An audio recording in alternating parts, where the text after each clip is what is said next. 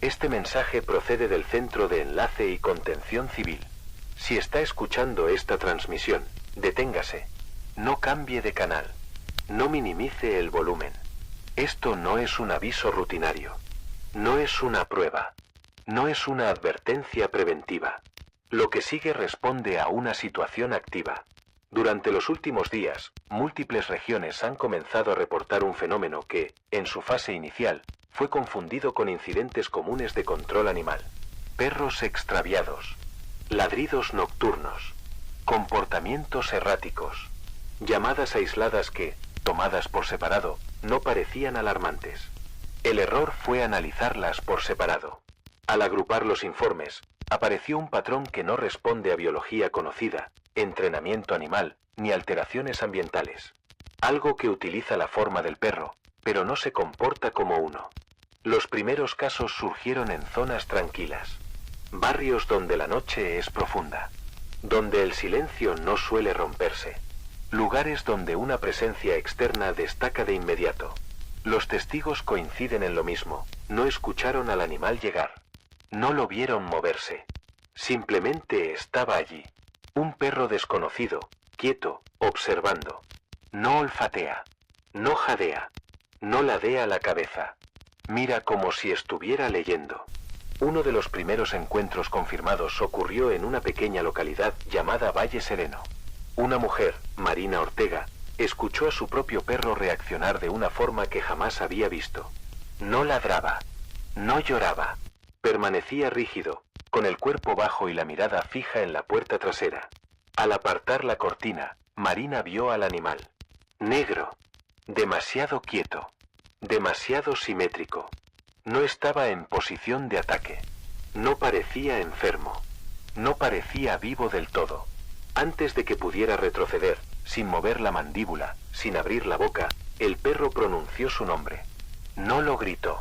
No lo imitó. Lo dijo, como si la palabra hubiera sido empujada fuera del aire. A partir de este y otros testimonios, se han identificado fases recurrentes. Reconocerlas es esencial. La primera fase es la alteración. Sus animales lo perciben antes que usted. Se niegan a salir. Gruñen a rincones vacíos. Se esconden bajo muebles. Algunos permanecen inmóviles durante horas, temblando, mirando una puerta que nadie toca. La segunda fase es la observación. El perro aparece cerca de su vivienda, en la acera, bajo una farola, al borde del parque. No se acerca, no se va. Está allí para ser visto, para ser notado. La tercera fase es la llamada. El animal pronuncia su nombre, una sola vez, sin emoción, sin tono, como si estuviera comprobando si la palabra todavía funciona.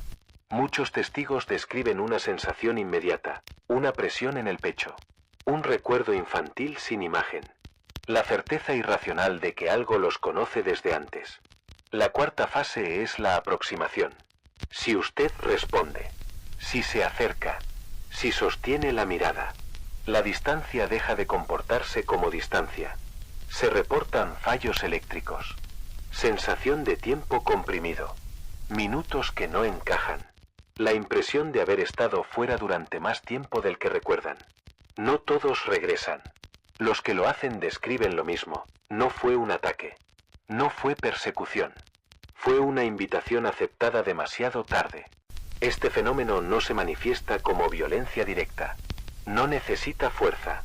No necesita velocidad. Solo necesita que usted reconozca que lo ha visto. No se sabe qué ocurre después de ese reconocimiento. Solo sabemos que el patrón se repite. Si ve un perro que no debería estar allí, no lo observe. Si escucha su nombre en la noche, no responda. Si siente la urgencia de acercarse, aléjese. Esto no es un animal perdido. No es un imitador. No es un error sensorial. Es algo que ha aprendido que el nombre humano es una puerta. Esta transmisión continuará repitiéndose.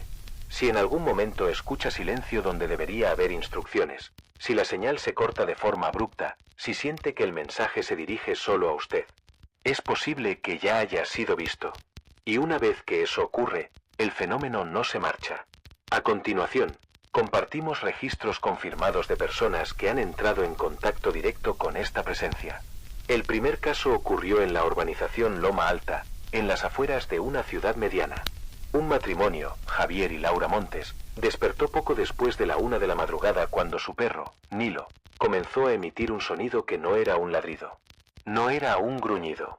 Era un gemido grave, sostenido, como si el aire le doliera en la garganta. Nilo arañaba la puerta del dormitorio con desesperación, retrocedía, volvía a acercarse y se escondía bajo la cama. Cuando Javier abrió la puerta apenas unos centímetros, el perro salió disparado por el pasillo y se aplastó contra la pared, temblando, con la mirada fija en la oscuridad del salón. Entonces ocurrió. Desde algún punto de la casa, no pudieron identificar si venía de dentro o de fuera, una voz pronunció con claridad absoluta: Javier. No fue un grito. No fue una amenaza. Fue una llamada seca, exacta, como una comprobación. Laura se incorporó en la cama. Javier avanzó un paso, convencido de que alguien había entrado. El pasillo estaba vacío. Las luces apagadas. El silencio, espeso. Segundos después, comenzaron a oírlo. Un sonido lento, repetitivo, arrastrado. Algo rozando la puerta principal desde el exterior. Primero suave, luego insistente, luego rítmico. La voz regresó. Esta vez más cerca. Javier, abre. No volvió a pronunciar el nombre de Laura. No necesitó hacerlo. Pasaron el resto de la noche encerrados en el dormitorio, sin hablar, escuchando cómo la voz alternaba entre susurros y una articulación demasiado clara para venir de una garganta animal. Al amanecer, el sonido cesó. La casa olía a tierra húmeda y a algo químico, como plástico calentado. Esa misma semana, comenzaron a llegar más reportes del mismo sector. Uno de ellos involucró a Iván Torres, de 23 años, que vivía solo en un apartamento pequeño. Estaba transmitiendo en directo una partida cuando su conexión se cortó sin previo aviso. Segundos después, su teléfono vibró con una llamada de número oculto. No contestó. En ese mismo instante, el asistente de voz de su salón se activó por sí solo. Iván. La voz no tenía eco. No tenía interferencia. No tenía el tono metálico habitual. Sonaba demasiado cerca. Iván miró por la mirilla. Frente a la puerta, un perro enorme permanecía inmóvil, con el hocico casi tocando la madera. No parpadeaba. No respiraba de forma visible. Sintió algo que describió después como una presión detrás de los ojos, como si la mirada del animal no estuviera enfocada en su cuerpo, sino en algo más profundo. Iván, déjame entrar. El golpe llegó después. No un empujón. Un peso. Como si el animal se hubiera incorporado lentamente contra la puerta. Iván huyó por la escalera de incendios sin cerrar nada. Las cámaras del edificio registraron al perro permaneciendo frente a la puerta durante más de una hora, ladeando la cabeza de forma irregular, hasta que, poco antes de las 4 de la mañana, simplemente dejó de estar allí. Sin movimiento. Sin retirada visible. Otro incidente especialmente grave ocurrió en una vivienda familiar en San Gregorio, con niños pequeños. Clara Benítez preparaba el desayuno cuando su labrador, Rocky, se metió bajo la mesa y comenzó a temblar con tal fuerza que los platos vibraban. Se negó a salir al jardín. Entonces Clara escuchó su nombre. No desde la puerta. No desde la valla. Desde el centro mismo del patio. Clara. La voz atravesó el canto de los pájaros, deformándolo, como si el sonido natural hubiera sido empujado a los lados para dejarla pasar. Sus hijos, Mateo y Lucas, que jugaban cerca de la cristalera, se quedaron inmóviles. Mamá, dijo Mateo. ¿Quién sabe cómo te llamas? Antes de que Clara pudiera responder, la voz volvió. Esta vez añadió los nombres de los niños. No los gritó. Los enumeró. Los niños se taparon los oídos, llorando. Rocky emitió un aullido que Clara describió como un sonido que no debería salir de un perro. Durante más de media hora, la voz llamó desde el jardín, cambiando de tono, alternando entre un murmullo casi amable y una pronunciación perfecta, insoportablemente humana. La familia se encerró en el baño hasta que llegó la policía. No encontraron nada. Solo un olor persistente, imposible de ventilar. Desde entonces, los reportes han aumentado en frecuencia y complejidad. La voz ya no solo llama, aprende, modula, insiste y, en algunos casos, comienza a utilizar más de una voz a la vez. Si usted reconoce alguno de estos patrones, no espere a que se repitan. No se trata de coincidencias. No se trata de animales perdidos. Es algo que ha aprendido que decir su nombre es suficiente para abrir una grieta. Y una vez que esa grieta existe, no siempre puede cerrarse. Uno de los episodios más perturbadores registrados hasta ahora ocurrió a plena luz del día, lo que desmontó por completo la creencia inicial de que este fenómeno solo se manifestaba durante la noche. La protagonista fue Marina López, una mujer de 34 años que paseaba con su hija pequeña, Alba, por el Parque de los Olivos, en una zona residencial aparentemente tranquila. Eran poco más de las 5 de la tarde. Había niños jugando a lo lejos. Personas caminando. Ruido cotidiano. Alba, normalmente inquieta, se volvió de pronto extrañamente rígida en brazos de su madre. No lloró. No gritó. Simplemente se aferró con fuerza al costado de Marina, empujando con el cuerpo en dirección opuesta a la entrada del parque, como si intentara huir de algo invisible. Marina pensó que era cansancio. Intentó tranquilizarla. Pero la niña comenzó a emitir un murmullo bajo, repetitivo, una especie de sonido sin forma, mientras clavaba la mirada en la línea de árboles que bordeaba el parque. Entonces Marina escuchó su nombre. Marina. No provenía de ningún rostro visible.